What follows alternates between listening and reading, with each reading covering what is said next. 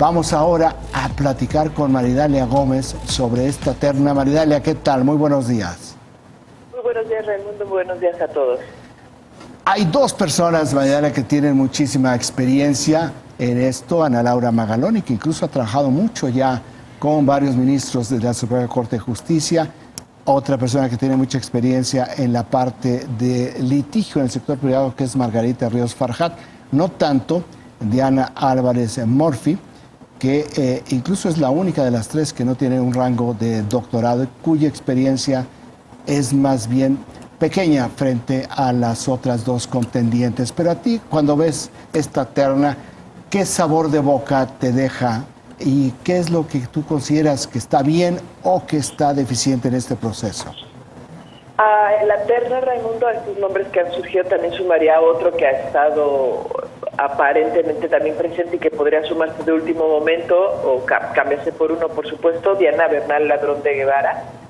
Ella, que también es una persona muy cercana a Andrés Manuel López Obrador y a todos las mujeres que han participado de manera directa o indirecta en procesos legales. Ella fue procuradora de defensa de los derechos fiscales, sí. de derechos fiscales. De derecho fiscal, sí. También fue magistrada, diputada por el PRD. Ella también estaría por ahí entre los nombres.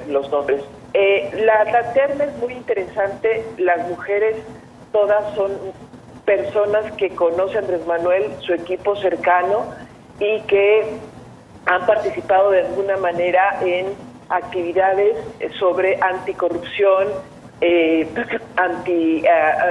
organización de organizaciones sociales o participación en organizaciones sociales en defensa de algunos derechos. Salvo el Ladrón de Guevara, ninguna otra tiene la experiencia real en el Poder Judicial, no tiene ningún tipo de carrera. La mayoría academia, especialización, algunas litigio público. Esto no sería extraño, por ejemplo, si nosotros recordamos a Olga Sánchez Cordero. Ella en realidad era notaria cuando llegó al Poder Judicial. La diferencia radica en que equilibraría la participación de las mujeres en la Corte, llevaría en todos los casos un aire progresista, abierto, centroizquierda, digamos, a lo conservador que suele ser el Poder Judicial en general. Y también se trata de mujeres que han hecho propuestas específicas sobre modificaciones en procesos, ya sea en Poder Judicial o en el litigio público o en la academia misma. Es decir, podría ser una terna muy sólida, de muy difícil elección para el Poder Judicial. Hay quienes aseguran que ya hay una tendencia hacia Laura Magaloni, pero también hay quienes aseguran que es para Margarita Ríos Farjat. En este momento todavía no es claro para dónde se va a ir la terna. María Idalia, buenos días, soy Rafael Cardona. Oye, María Idalia, en caso de que Ana Laura Magaloni se quedara en la Suprema Corte, estaríamos viendo que es la primera persona cercana a uno de los aspirantes al relevo presidencial. Tú dirás que es demasiado temprano para pensar en esas cosas, pero sabemos que dentro del equipo presidencial pues se mueven las ambiciones y bueno, a lo mejor Claudia Sheinbaum podría colocar su primera pieza fuera del gobierno de la ciudad en algo tan importante como una silla en el Pleno de la Suprema Corte de Justicia. Es posible que esto sea así, que esperando el periodo que el ministro presidente termine, pudiera consolidarse una posibilidad en esta, incluso no solo en Magaloni, sino incluso las mujeres que llegaran. Sin embargo, la Corte es muy tradicional. Y la decisión del presidente pasa por varios factores y dos específicas y muy fuertes. Uno, la relación con el presidente, que sea de cercanía, pero no de sumisión, para que pueda haber una relación no supeditada al Ejecutivo. Y lo segundo es que goce del reconocimiento interno del Poder Judicial. Entonces habrá que ver el trabajo que desarrollaran cualquiera de ellas, incluyendo la doctora Magaloni, para ver si logra la votación suficiente que la respalde, porque aún no hay mayoría en este momento para Andrés Manuel en el Poder Judicial. Hay un equilibrio muy sano en pos de la figura de Andrés Manuel. Oye, un poco en la misma línea de la que está hablando Rafael, sí se ven ahí las fuerzas detrás de cada una de ellas. Podemos decir, Margarita Ríos Farjat es una persona ahí que llega al SAT por la influencia y la propuesta de Alfonso Romo, que es el jefe de la oficina de la presidencia. En el caso de Diana Álvarez Murphy es pues muy cercana al fiscal general, Alejandro Gertz Manero. Yo pensaría que en el caso de Ana Laura Magaloni no es únicamente Claudia Sheinbaum con quien está trabajando en estos momentos, sino también probablemente, te lo pregunto a ti también, María Dalia, la presencia ahí detrás de las cámaras de Julio Scherer, el consejero jurídico. Así es.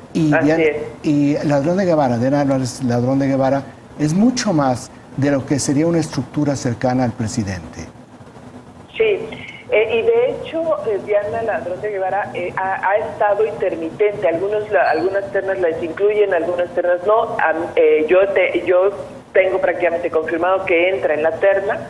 Entonces sería como la figura del presidente. Y es una figura que podría ser el caballo negro, incluso. Todas las mujeres las conoce Andrés Manuel, son de la confianza de Andrés Manuel porque precisamente están vinculadas a personas de confianza del presidente Andrés Manuel López Obrador. Y además la trayectoria que han apoyado iniciativas progresistas y que han incluso en este momento mantenido una posición muy fuerte respecto a los cambios que están dándose para la Cuarta Transformación y también para los cambios en la Ciudad de México. Sin embargo, en estas decisiones también, antiguamente, en este momento no sabría si está ocurriendo, también se platicaba con el Poder Judicial. Aún y cuando era nombramiento desde el Ejecutivo, se trataba de consensuar, se trataba de acercar hacia el Poder Judicial para que no fuera un choque quien llegara a ocupar uno de los lugares. Aparentemente en este momento no ha ocurrido, y eso si ocurre por parte del Legislativo y si hay este acercamiento, también sería una de las piezas que probablemente ayudaría a la doctora Magaloni o a Diana Ladrón de Guevara. Pero ¿no consideras, María Idalia, que en este asunto del equilibrio ya se ha demostrado que todos estos nombramientos inducen al desequilibrio? ¿Qué acaba de pasar en el Consejo de la Judicatura, por ejemplo, con Loretta Ortiz, por no hablar de las dos, ¿no?, que entraron al Consejo de la Judicatura directo y sin consulta y porque sí? Y bueno, pues en la Corte ya vimos que eso también ocurrió con la otra ministra que entró por la influencia cercana que tiene con el presidente de la República, Yasmín Esquivel, ¿no?